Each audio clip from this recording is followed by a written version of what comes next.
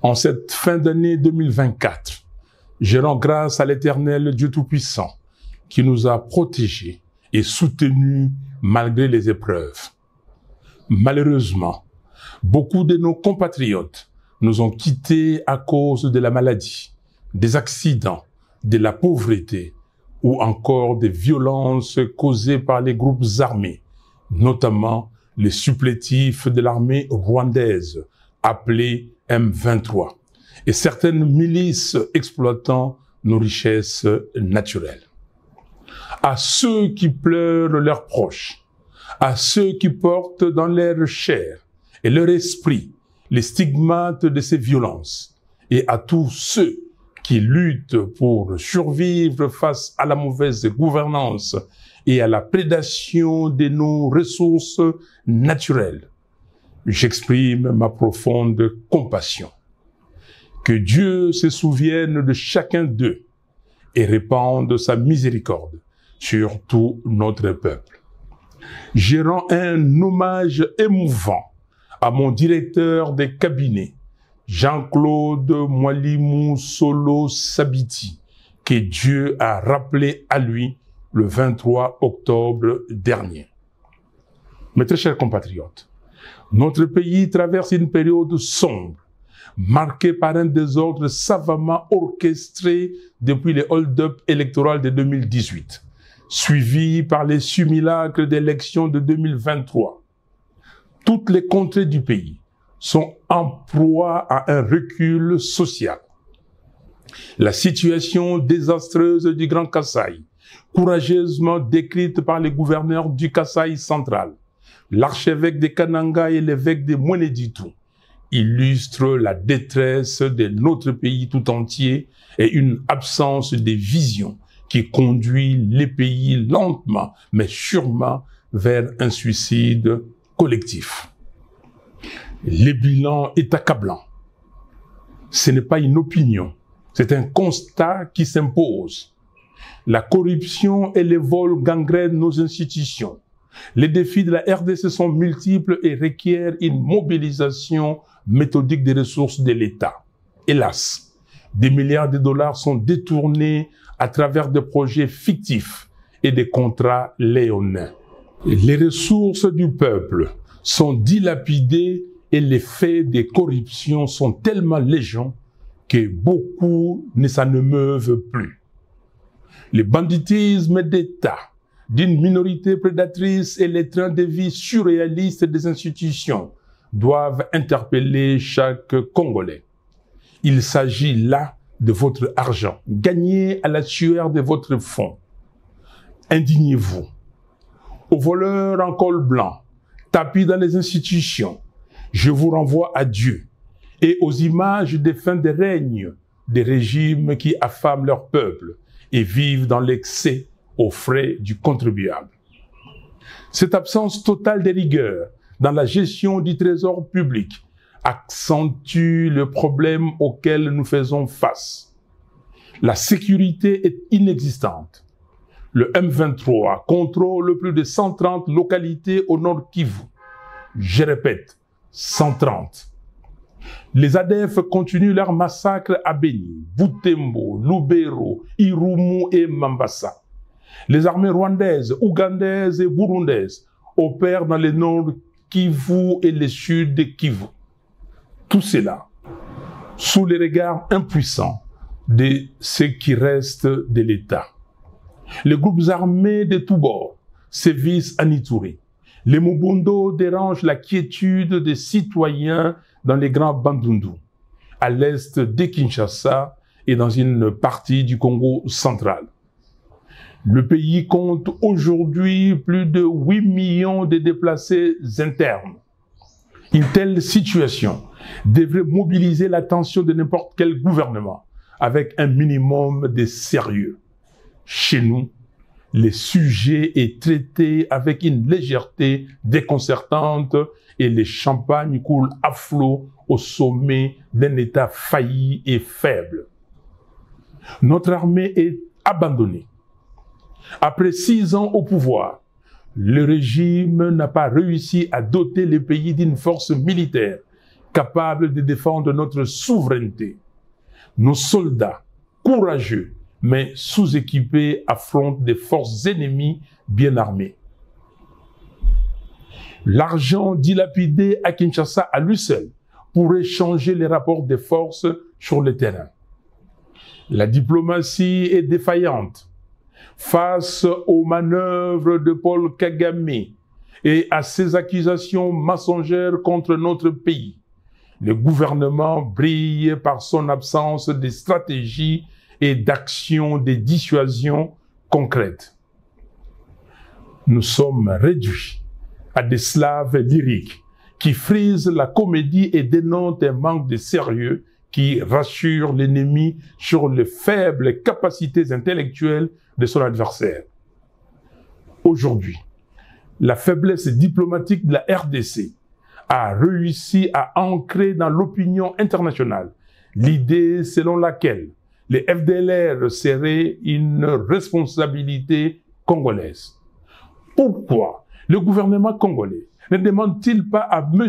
Kagame de discuter avec les FDLR et de neutraliser le M23?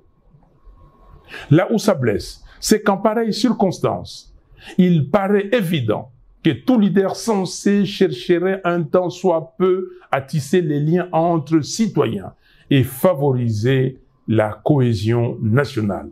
Mais non. Le tribalisme primaire du régime divise notre nation. Nous observons un repli identitaire au sommet de l'État, avec une opposition constante entre les frères dits de sang et les autres compatriotes. Une seule tribu bénéficie de nominations privilégiées dans les postes étatiques. On constate également des flux migratoires savamment orchestrés vers Kinshasa et Lubumbashi dans le but de renforcer une influence tribale et de déstabiliser les manifestations de l'opposition et de la résistance. Nous refusons que nos frères et sœurs soient instrumentalisés à des fins machiavéliques et purement politiciennes. En parallèle de tous ces maux, la pauvreté explose. Plus de 80 millions de Congolais vivent dans une des pauvretés les plus abjectes de la planète. Depuis 2019, la dépréciation du franc congolais a considérablement aggravé la situation, rendant la vie insoutenable pour les familles congolaises. Le constat est sévère. L'éducation et la santé s'effondrent. Les grèves des fonctionnaires, des médecins et des enseignants se multiplient.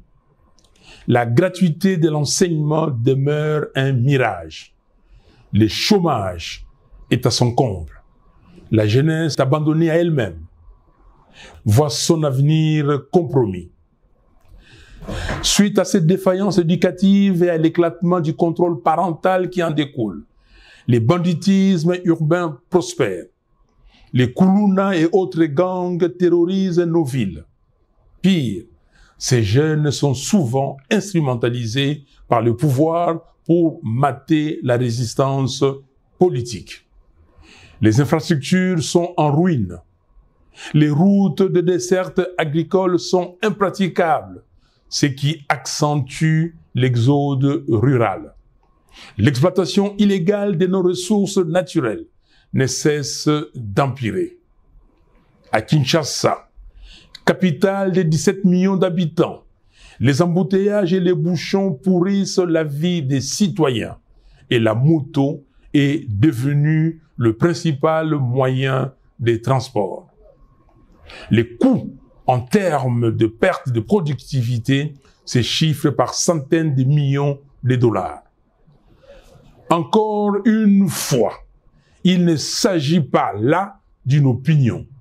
Chaque Congolais constate ces réalités dans sa vie quotidienne. Les droits humains sont piétinés. Les opposants, activistes et journalistes sont enlevés, arrêtés et emprisonnés arbitrairement. Pour preuve, le 10 septembre dernier, M. Jures Manzanza, membre de l'ECID, a été lâchement abattu par un policier devant le siège du parti et son corps est encore à la morgue. Aussi, 3 membres du parti, Madame Aimé Tabala, Monsieur Océan Lusanga Moulopo et Pierre Ngadiadia ont été enlevés le dimanche 22 dernier pour une destination inconnue jusqu'à présent. Face à ces bilans désastreux, l'honneur aurait depuis longtemps imposé la démission. Il n'y a aucune honte à regarder ses concitoyens en face et admettre son incapacité face aux problèmes multidimensionnels auxquels fait face le pays. Comble du drame. Dans ces contextes désastreux, le régime choisit une fuite en avant, en ouvrant de manière inopportune le front d'un éventuel changement ou d'une révision de la Constitution.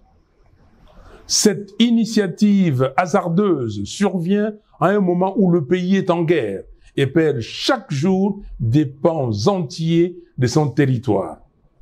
Elle constitue une démonstration supplémentaire du suicide collectif dans lequel le régime veut entraîner le pays. Les mots ne peuvent pas décrire à quel point je suis révulsé de voir une telle absurdité encouragée par certaines élites, des flatteurs qui vivent aux dépens de l'État.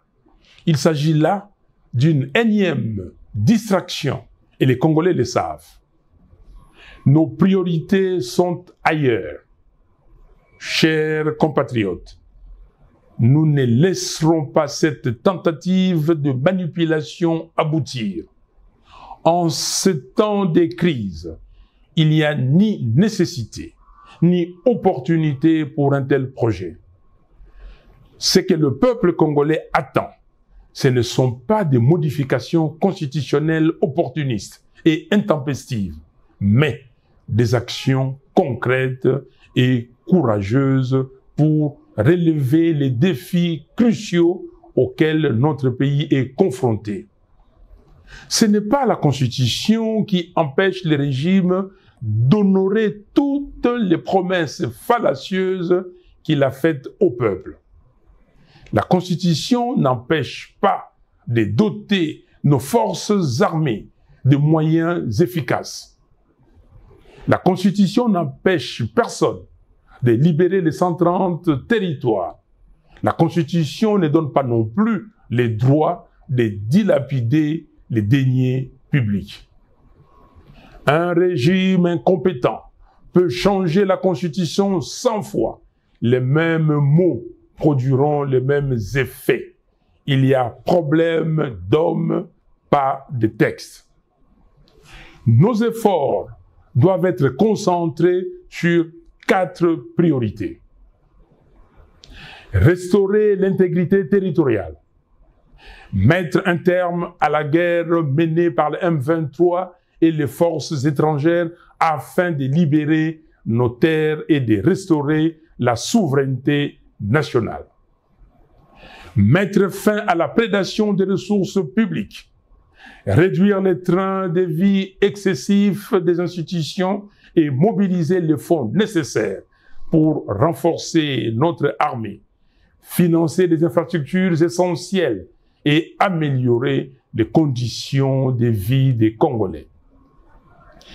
Construire un véritable état des droits, garantir le respect des droits humains, la justice et l'équité pour tous. Préparer des réformes institutionnelles ambitieuses, réviser la loi électorale, restructurer la commission électorale et la Cour constitutionnelle, afin de créer les bases d'élections véritablement transparentes, crédibles et apaisées. Voilà pourquoi, chers compatriotes, je réitère mon appel à nos pères spirituels pour réunir, dans le cadre du processus de Kinshasa, toutes les parties prenantes autour du thème « Vérité, réconciliation, cohésion nationale » afin d'œuvrer pour un Congo libre, fort, digne et prospère. Nous appelons la SADC, l'Union africaine et les Nations unies à soutenir le processus de Kinshasa pour faire avancer celui de Luanda.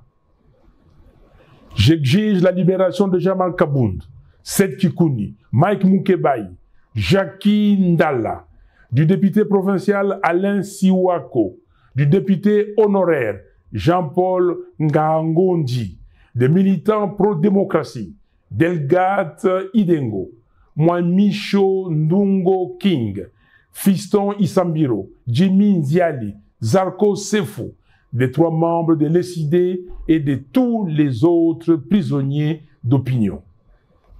Les régimes doivent cesser les intimidations et les arrestations arbitraires.